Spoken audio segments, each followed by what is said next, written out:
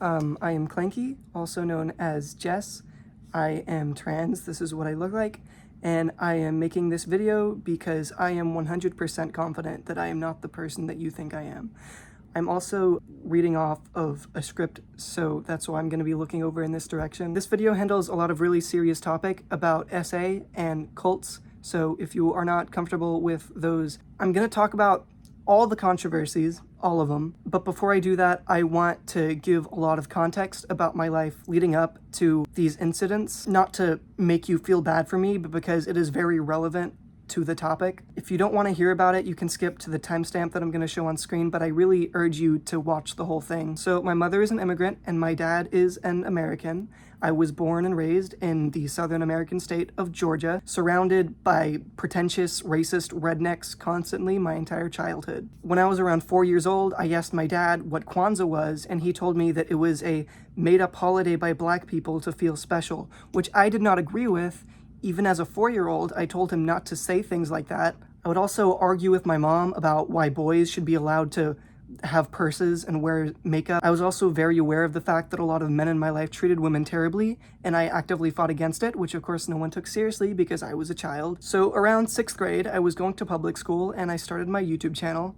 11-year-old me was the weird, stupid, autistic kid that everyone bullied, and my parents seemed completely unbothered by the fact that I still didn't know how to tie my shoes, so naturally I began to seriously depend on my YouTube channel for a sense of human engagement.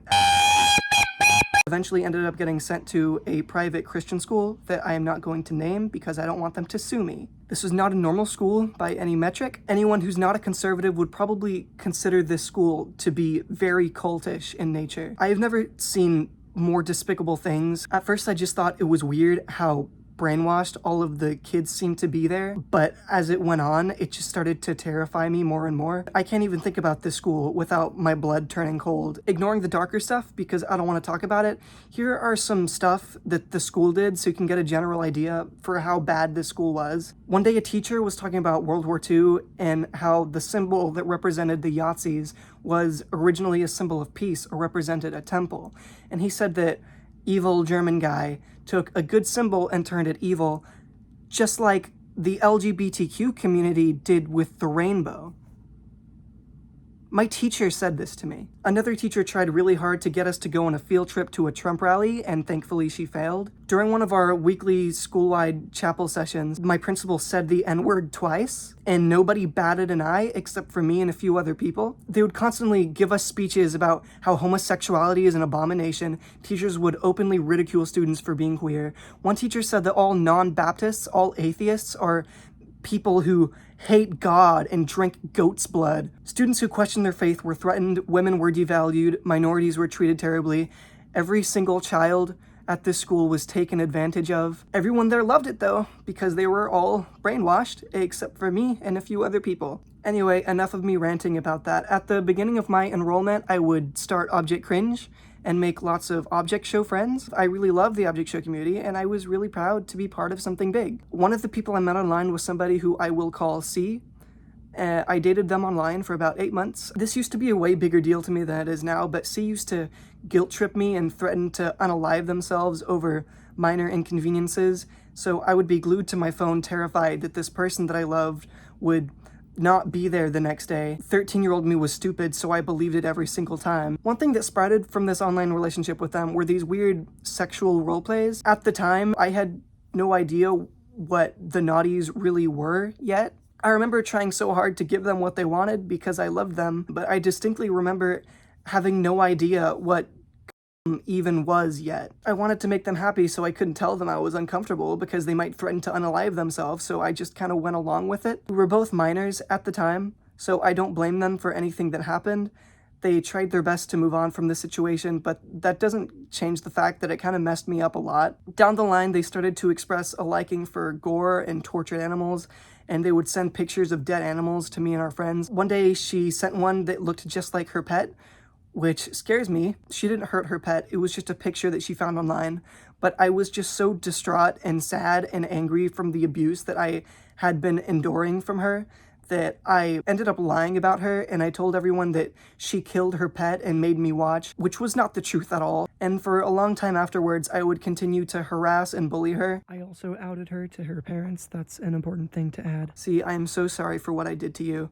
We were all children, and none of us deserved for any of that stuff to happen to us. You were trying to learn how to be a normal person the same way I was. I will never treat anyone like I treated you again, I promise. Around that time, I started to get really fed up with the hate speech my school would constantly spread about minorities and queer people. So I would say these bad jokes online about minority groups. It was just a, wouldn't it be so funny if I pretended to be a stupid bigot kind of thing. I was trying to satirize and make fun of the abhorrent behavior from my teachers and school and parents because I thought that that was a normal thing that everyone had to deal with. I had no idea that what I was going through was far from normal. I don't blame anyone for thinking that I actually believed those things I said about Mexicans or gay people, because without context, why would you know? You couldn't know. That's not even how satire works. I'm so sorry to everybody affected by the things that I said.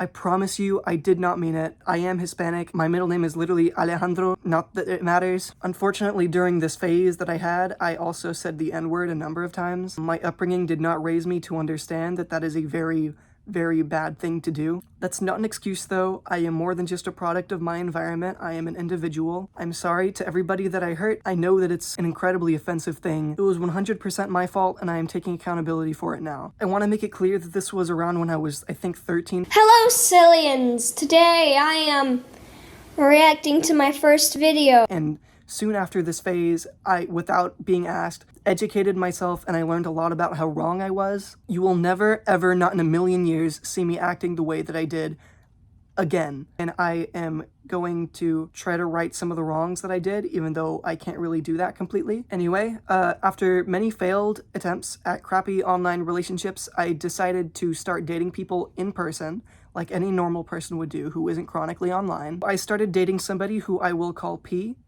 and I have not told anybody about this person except for my current girlfriend. P was a friend of a friend who was also a trans girl, just like me, so I thought that we could hit it off. After not doing it in my last few relationships, I finally built up the courage to tell this person that I was not really comfortable with the naughties, especially since I had never actually done it before. She told me that she understood, but her actions did prove otherwise. I told her no, and she did not listen.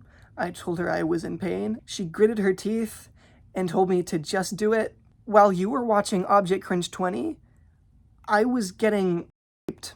I'm pretty sure it was a little after this that I made some tweet about racism being bad, which provoked my ex, C, and her friends to start spreading those screenshots of me saying those racist things. I had it coming. I did learn to become a better person already. I knew that no one would understand that because most people don't have cult leaders trying to turn them racist. I was convinced that there was no explaining it, so all I could do was make a shitty apology and hope to sweep it under the rug, which I do regret to this day. Anyway, so here's the part of the video that most people probably skip to. I'm gonna start talking about Dev. This is a very complicated and nuanced situation. I am going to show evidence, so just stick around, please. When I was around 15 turning 16, I think it was a few days after I turned 16 when I met Dev.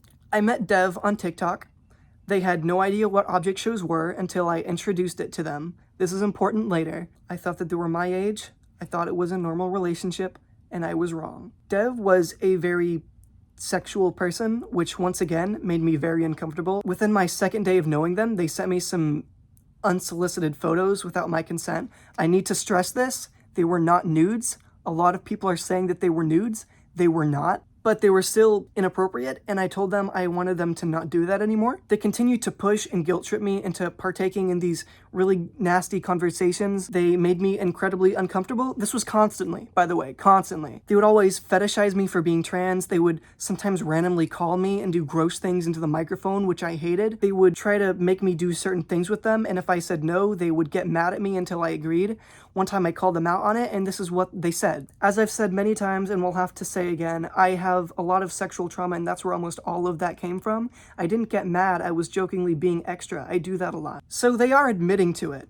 They are admitting to the things that I am saying. Sometimes they would try to get me to participate in their grape kink, which I refused. I didn't care how angry Dev got at me. There was no way I was letting them manipulate me into doing that, which I don't know how we would even do that anyway, because it was an online relationship, but whatever. They were also a very shady person, and they liked to brag about how they ruined some of their exes' lives. They would very obviously try to set me up to look bad. This one time when we were on call, they were telling me to type these creepy messages begging them for stuff, which I was not comfortable doing, but I wanted to make them happy because they really wanted me to do it. Now, why would Dev do this? I'll tell you.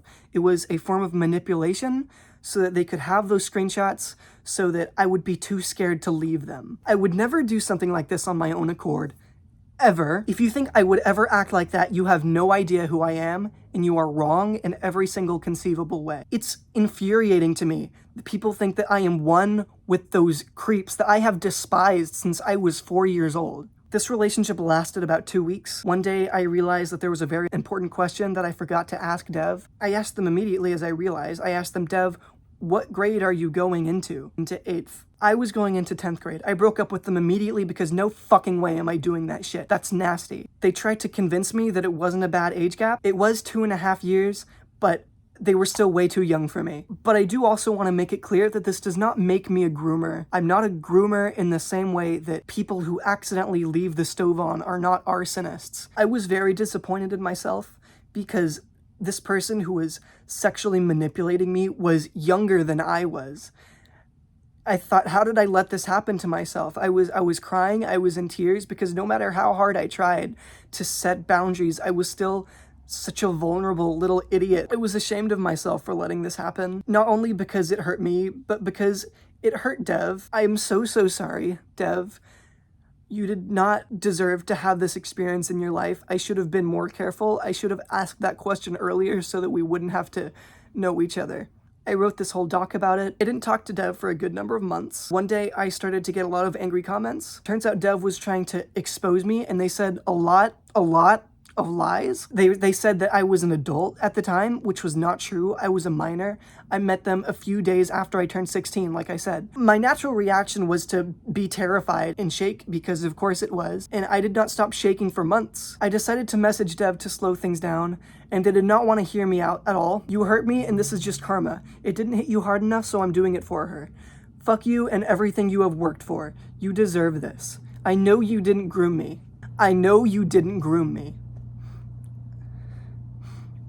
With what they said to me, it was clear that they were only doing this out of anger. I'm not defending Clinky at all at this point, but again, I don't like anybody involved in the situation. Deep down inside, I think Dev was just angry about Clinky breaking up with them and decided to spread some false information. That's right, you got it. Gold stars for you. Absolutely no one was there for me. I got desperate and started seeking comfort in people like Weeg, which I strongly regret doing. I was spiraling, my parents didn't care, my friends didn't care. I couldn't say anything without making myself sound defensive. Comments saying, I know what you did, you're a groomer, I want to watch you shoot yourself on stream. I hope you get so you know what it feels like. People comparing me to Epstein. At least we still have Burger Brawl. Tried to unalive myself, I chickened out, and then a few days later, Dev sends me this message. Jess, do you think we could start over? I don't want to fight anymore. I want to continue my life like it didn't happen. I'm making an object show, and I would love if you helped me or made characters. We can be friends. I know you never intended on grooming me. Even though I still believe you knew my age, I will give you the benefit of the doubt. Let's be friends unless you just want to stay away from each other. They wanted to make an object show. They wanted my help to make an object show. These are not the words of somebody who was groomed. I can't fight anymore. I'm giving up. You're fine. You didn't do anything wrong. You didn't know my age and you didn't want anything from me. You thought it was a normal relationship. I told them I really did try to treat you as well as I could until the very end. And they said, I know. Thank you for that. That's why it hurt a lot more than the other times. Because you treated me well. Thank you. Maybe I'd feel like I got some justice, but the more I posted about it, the angrier I got. And the more I felt like I didn't want you to have anything. And that anger is the reason we are where we are now. And I feel like shit because I ruined your life out of pure hatred. Maybe not even me being mad at you, but even myself. I took all of my hatred out on you. They admit to the fact that they lied and that they just wanted to ruin my life, but they still refuse to come out publicly. Please do not send hate to Dev, because I know that they're trying to move on from this. I believe in forgiveness, and I desperately don't want them to have to deal with this situation anymore ever. Around the same time this was happening, my school finally decided to expel me. The reason was basically just because I'm trans, and it was a Christian school. So that added another whole level of stress in my life, but as if that wasn't bad enough, I started seeing P again. And I let them do whatever they wanted with me and with my body because I felt like I deserved it. I'm not trying to guilt trip you into forgiving me. I just don't want to have to keep this secret from you and the community. I did go to therapy, but it wasn't because I needed a therapist to make me a better person. If I'm aware I need improvement, I can do it myself. I went to therapy because of everything that I had to go through. I'm sure a lot of you heard about nor/mol. I wrote a terrible script many years ago and Twitter wouldn't stop making fun of it. It was meant to be a passion project to help other queer kids with childhoods like mine, but that did not work out because I am not a good enough writer. About a year ago, I met my current girlfriend, who is recently 23 years old. I thought it was going to be another abusive relationship, but it was not. And she's actually the best girlfriend I have ever had. She's the one that helped me realize that a lot of things in my life were not normal at all, and I'm glad I have a better understanding of my traumas now, because I was not at all eloquent about it before. Thank you for listening to me yap about my life story for a bit, and bye. I miss you guys more than you could possibly imagine.